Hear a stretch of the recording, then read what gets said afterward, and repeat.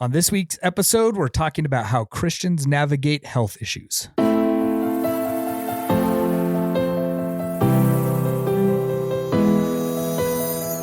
What's up, Fathom Church? Welcome to the Going Deeper podcast. This is your host, Kyle Knight, and these are conversations we like to have to hopefully help you go deeper in your relationship with God.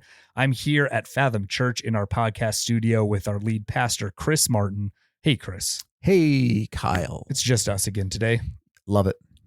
Love it. I don't want to be anywhere else. I mean, I'd like to be on a beach or something. Not I. Yeah, I'm present in the moment, fully engaged you are, right now. You are. I need to be. I'm sorry that I'm not. It's summer. Yeah, so, hey, we're talking about health issues and kind of dealing with health issues and how we do that as Christians.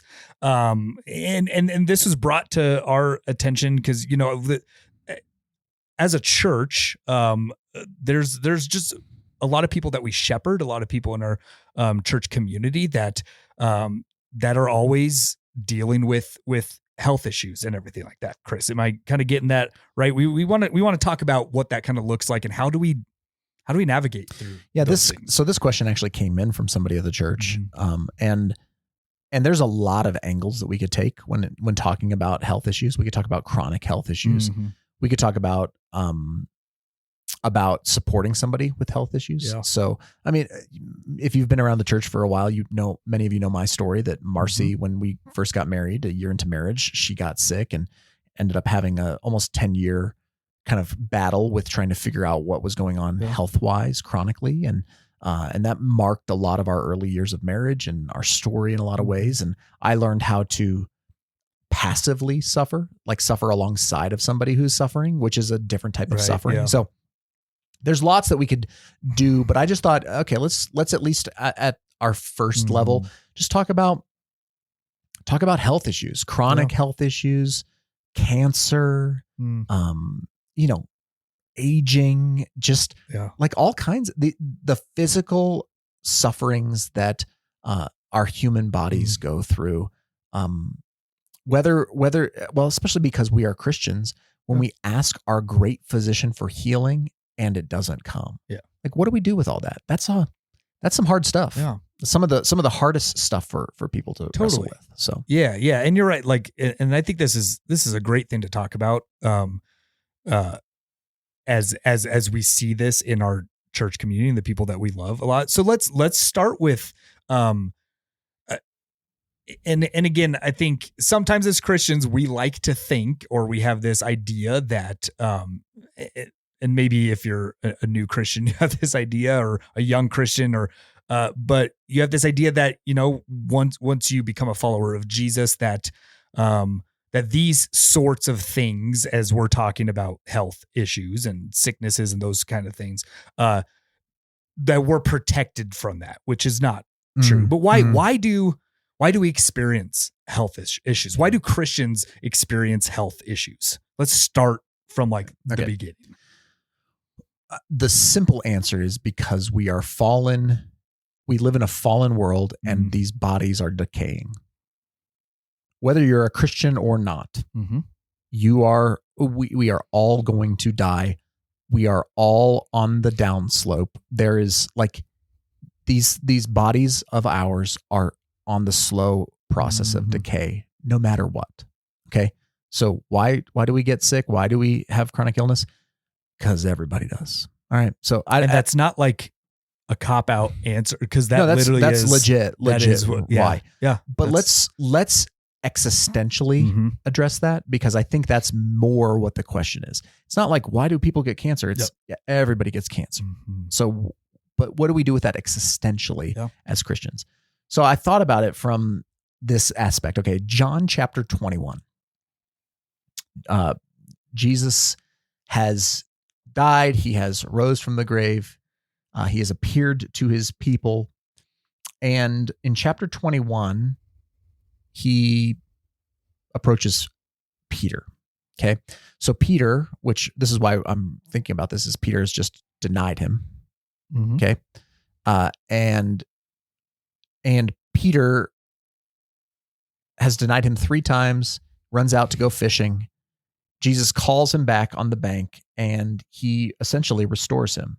You know the story in John 21, Simon, son of John, do you love me? And he does this 3 times and essentially restores Simon Peter after he has betrayed Jesus.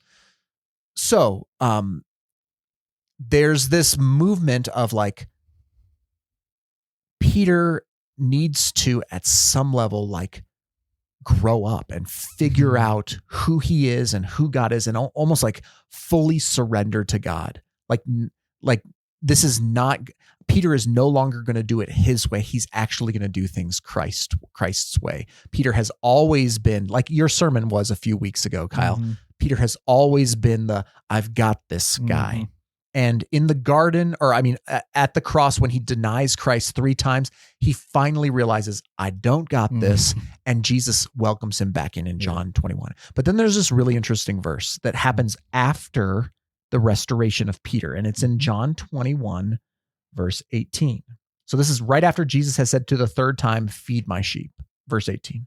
Jesus says to him, truly, truly, I say to you, when you were young, you used to dress yourself and walk wherever you wanted.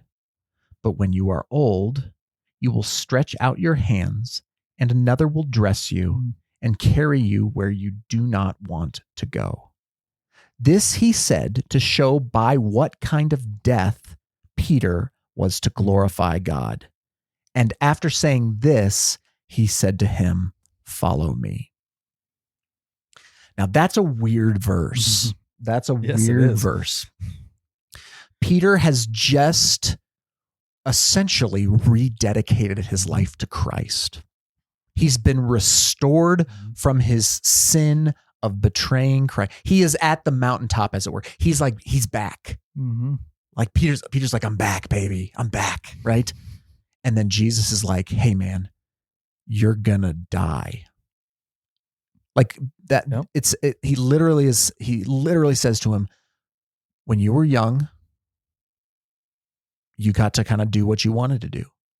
And as you get older, you're going to be taken to places you don't want to go, and people are going to have to carry you there. And Peter, we know by church history, was crucified upside down. So he is referring to, Peter, you're going to die, and it's not going to be something you want to do. Someone's going to carry you there.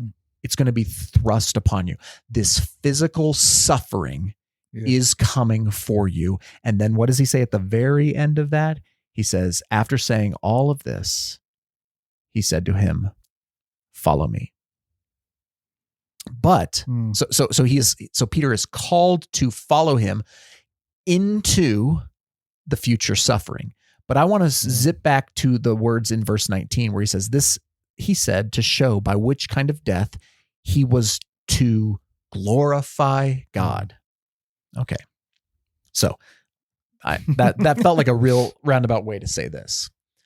What is the purpose of physical pain, of health issues, of even chronic disease and these things? What is the purpose of that in the life of the believer? It's to glorify God. That's the purpose. It's to bring glory to God. And that's super hard. It's tough. That's hard to believe. That's a tough pill to swallow.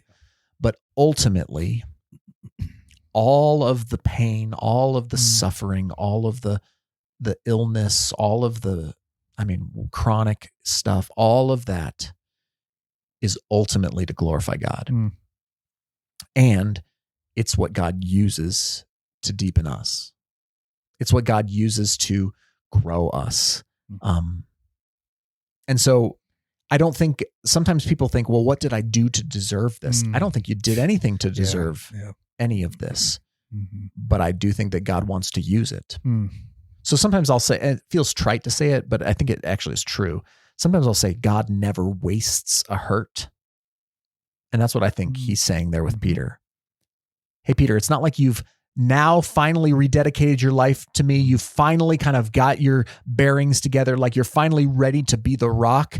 And so that means smooth sailing for the rest of your life, which is kind of what I think we intuitively believe. That like once we kind of get things figured out, then we shouldn't have to worry about chronic illness or chronic fatigue or some sort of, debilitating life altering disease or, dementia setting in or like whatever it might be. But it's at that moment that then Jesus says, oh, and by the way, the way you're going to die, you're not going to like it. And that's to glorify God. So follow me. That's a wild idea, dude. Oh yeah. It's a wild idea. Now I think the immediate response to hearing that, especially from Christian, if you're a mature Christian, you understand that. But again, that's still really hard to hear, because from let's say from like a perspective like mine, when I'm not in pain and sickness and suffering, so I'm thinking of others who are doing that. But maybe somebody's listening here and they are in pain or sickness, or they've just had these health issues for so long, and it's hard to understand that, and they get the God's doing something. This is to glorify Him. From you, from our pastor, what about the people who are listening to this, who have that, who believe that this is to glorify God? How can they do that? How can they do that in whether it's their actions or their thoughts through their suffering? Kind of acknowledge that, but also follow Him through this. Like, what are some things that, like, how can we take that truth, that hard truth, and make it like, I don't know, easier for us to live through? Because that's still a tough one, because it's a truth. It's what we believe, but it's like, okay, like, yeah, but what do I do? Like, how do I do that? Yeah. So I think the Apostle Paul is who we look to. That's who I would look to. So a few things. First of all, Paul had a thorn. Right. Yeah. A thorn in his flesh. Talks about, I think it's Galatians. But that thorn, we don't know what that thorn was. Some scholars think that it might have some sort of issues with his eyes, like his sight. Maybe he's losing his sight, or he has some sort of, cataracts or macular degeneration or something going on with it. But there's some sort of like physical ailment that troubles Paul, and Paul's words are, in my weakness, I'm strong. Like, when I am weak, He is strong. He is made perfect in my weakness. So like, there's this Pauline idea that like that your greatest weaknesses are actually a chance for God to show up and shine the brightest. Additionally, in Philippians 1, Paul talks about death, and he says to live is Christ and to die is gain. Yeah. Now that sounds real superhero-y, but the reality is Paul had a mind to say, this life isn't all there is. And the problem with living where we live in the day and age that we live is that it's really hard to believe that death is actually better. Right. Like, we live, it's too comfortable in some ways, because for most of human history, people have longed for eternity with God. Like, people have longed for heaven, and we can't get there because we've got iPhones and air conditioning and, a pantry full of food and a relatively stable environment where we don't have to worry about militias breaking into our houses or the government, taking us in and imprisoning. Like, we don't have those sorts of persecutions. And so we live in that relative state of peace, which allows for us to not really truly value the idea of what's next,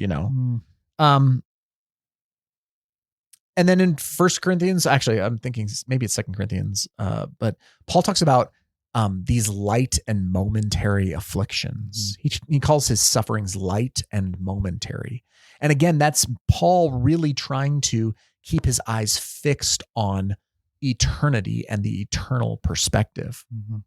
And so what I think all of this is, with Paul modeling it for us, is he says, imitate me as I imitate Christ. I think Paul really understood well that pain and suffering and medical stuff and gosh, I've been there. We've been there. It's really disheartening. But Paul is saying you've got to try and get your eyes off of yourself and onto eternity. That like these things, one, God has a purpose in them. Two, it is for your good ultimately and for his glory ultimately. And three, this too shall pass. These are light. These are momentary. To live is Christ, but to die is gain. Like in the end, these are but fleeting experiences. And they are actually producing in us isn't it 1st or 2nd Corinthians? I can't remember. Producing in us an eternal weight of glory. Like it's building into you things that you need. So God is not wasting that. God is using that. And then you get to start to walk in that. So you think about the Israelites wandering in the desert, and it kept the word that is on repeat is, and the people grumbled against God. So one thing to think about is, am I grumbling a lot? Right. Now, that doesn't mean you don't bring your cares to God, right? Yeah. Being honest with him. I mean, we just talked about Jesus in the garden coming to God and being like, my Father, if it all possible, let this cup pass, right? Like, so being honest with God is different than grumbling against him, right? Bearing witness against him that is negative or that's sour or that's disparaging. There's a way that you can actually lift your countenance in front of others and in front of even yourself with the Lord in your suffering. So that'd be something to consider. Leaning into community, leaning into others. I mean, there's lots of things that the Lord can do through you and in you as you are suffering in a season. Yeah. And maybe what can, you just said community. And because when I think of suffering and sickness and that makes me think of the church and how can those of us come around those people who are dealing with this, who might be, who maybe have that grasp of what God is doing and, but how can we as a church, as friends, as family, what are some ways that we can come around people and like, what are some right things to say to people? If there is right things to say besides what we just said, what's good ways to be there for someone who is, who's going through these health issues. Yeah. I mean, I think I always tend to go back to the book of Job and take my cues from his friends who did so well and then didn't. Did so well. Like it starts with, the wheels have fallen off of Job's life, both passive suffering as his children are dying to active suffering as he is afflicted with painful sores. He's sitting there and his friend, the text says his friends just show up and they sit with him and they just kind of sit. And then the wheels start falling off when they open their mouths. Right. So what I lesson, I think there might be I mean, I think that's a pretty decent Yeah. lesson. I would really encourage a ministry of presence. So being with our friends and our family. And I mean, for Marcy, it was just like, hey, like somebody just coming and sitting with me, coming and watching TV, going on a walk with me, drinking a coffee with me. I don't think we value that enough. Like that is, you don't have to, it's all because we're always like, well, what can I do? Yes. Yeah. And it's like, well, you know what? You could just be with me. And that would be a big thing. Yeah. I always say, just try and avoid like answers and trite Bible answers, even like out of the best possible, like intentions. If you're like starting to quote, scriptures at him, God does all things, he's working all things out for those who love and are called according to his purpose. Like you those are truths that you can just fire off at the wrong time. Right. So I would just encourage you, hey, sit back, like sit with and sit back. Like, don't feel like you've got to bring answers. Sometimes it's nice to not be asked about it. This is hard though. Like, cause sometimes you're like, well, but I also want to know, like, yeah. And sometimes people actually want to be asked about it. So, Sure. so I think there's here's, let's say there's two things here. If you're the carer, if you're the person who wants to care for someone, just be really honest, be really loving. Yeah. Hey, what do you need me to just be with you today? Mm-hmm. Do you need me to be an encourager for you today? Yeah. Ask do you that need question. me? Do you lead with questions? Yeah. Do you need me to just listen to you today? Do you need me to cry with you today? Like, what do you need? Like, how can I help you with that? Yeah. If you're the sufferer, I would also extend grace. Like, you're going to be the one who's getting asked. If you get asked 5,000 times and you're just getting frustrated and ticked off at people, okay, I get that. But you might also just say to that person, hey, what I really want is to just laugh today. Mm-hmm. Let's watch some reruns of a TV show that we can just laugh together. Like, whatever it might be. Like, I just need to sit outside and take in some sun and smell the air today. You can offer grace back and forth, but I really do think the ministry of presence is a practical way we can serve people who are suffering physically. Yeah, that's good. Those are really good practical reminders and steps for those of us that want to be there for people and sometimes just don't know how to. Yeah. That's good. Do you have any last encouragement, any last little things? There's so many things we could say. Yeah. There's so many things we could say, and it might be warrant. We might continue this more. Yeah. It might be worth having more conversations about different nuances of how to, how to even handle medical stuff and do, advocacy and I mean, the whole side of like, what do you do if you're not the one who's suffering, but you're the one who's married to the one who's suffering? Like, what does that look like? Or what if your kids are suffering? Or what if your parents are suffering? Like, how do you, like, all of that stuff? They're all worthwhile conversations. So if you have questions, I mean, let us know. This one was just an email that was sent into us. If you talk to us or send us an email, we'd love to, try and dialogue about certain things if you've got them on your mind. Yes, I agree. So we'll try our best. Thanks, Pastor Chris. You bet. Thank you, church, for listening, and we'll catch you next time.